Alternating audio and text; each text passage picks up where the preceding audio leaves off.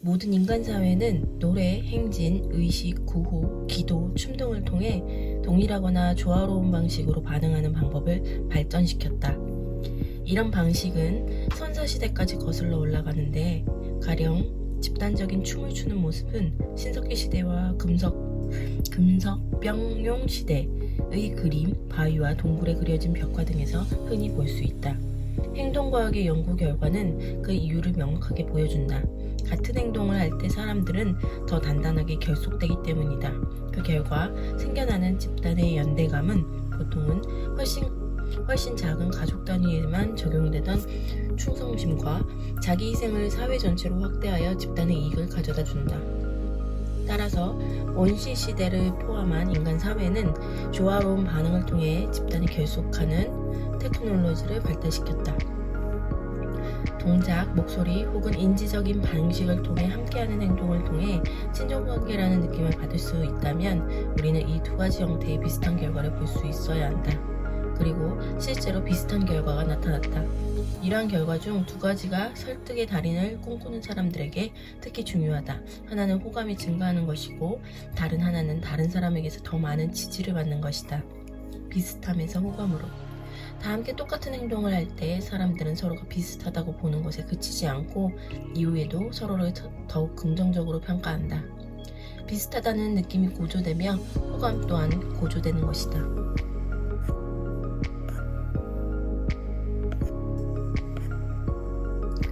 발맞춰 걷는 동조성을 통해 연대감이 형성되면서 개인적 이익을 희생하고 집단 전체의 이익을 추구할 수 있는 기반이 조성되었던 것이다.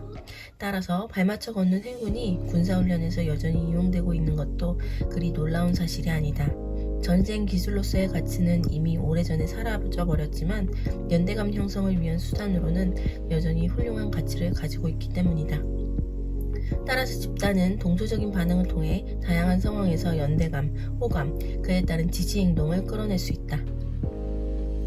음악은 사람들 사이에서 조화를 이루어낼 수 있는 특별한 힘을 가지고 있다.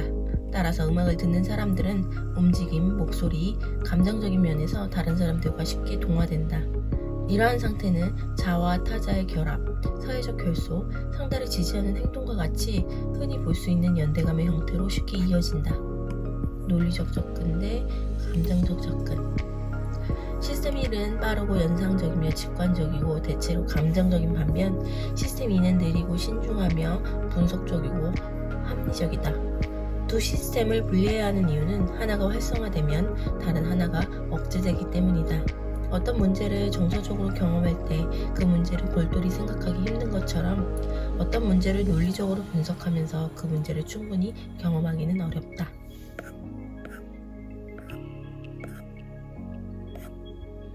함께 고통 겪기. 인간의 역사를 살펴보면 함께 고통을 겪는 것은 사람들을 결속시키고 정체성을 융합하여 우리의 기반을 둔 애착을 만들어내는 힘이었다. 결속과 지지의 표현이 지속되는 기간과 그 강도는 최초의 고통이 그 순간 얼마나 많은 사람들에게 공유되었는지와 직접적인 관련이 있었다.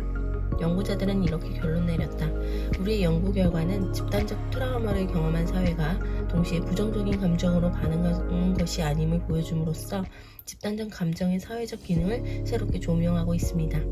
이러한 발견은 테러가 발생한 이후 우리는 역경에도 불구하고 더욱 단결한 것이 아니라 그 역경과 함께 공유하며 더 단단하게 결속하고 또 다른 위협에도 더 잘 대처할 수 있게 되었음을 보여주고 있습니다. 공동창작. 자신의 역할이 컸다고 생각하는 관리자들은 자신이 직원 관리에도 책임이 있다고 생각하는 만큼 광고 품질도 자신의 책임이라고 느끼는 바가 컸다. 이런 반응 역시 내가 예상했던 바다. 충고 요청이야말로 좋은 충고이다.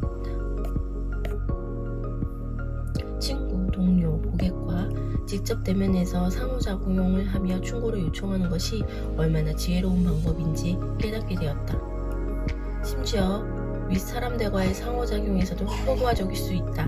물론 잠재적인 단점을 걱정할 수도 있다. 실제로 상사에게 충고를 요청하면 무능하거나 의존적이거나 불안정해 보일 수도 있다. 이런 걱정은 터무니없는 것은 아니지만 나는 그 걱정이 잘못이라고 생각한다. 왜냐하면 공동창작 효과는 합리성이나 논리를 가지고는 포착할 수 없기 때문이다. 오히려 그 효과는 특정한 상황에서 사회적으로 조성된 감정, 다시 말해 함께 있다는 감정을 통해서만 포착될 수 있다. 이런 현상과 관련하여 소설가 소울 벨로는 이렇게 말했다. 우리가 충고를 요청할 때 보통은 공범을 찾는 것이다. 이 말에 과학적 근거를 덧붙인다면 다음과 같이 말할 수 있다. 우리가 충고를 받을 때 우리는 보통 공범을 구하는 것이다. 그리고 어떤 일을 할 때 그 일의 책임자보다 더 훌륭한 공범은 없다.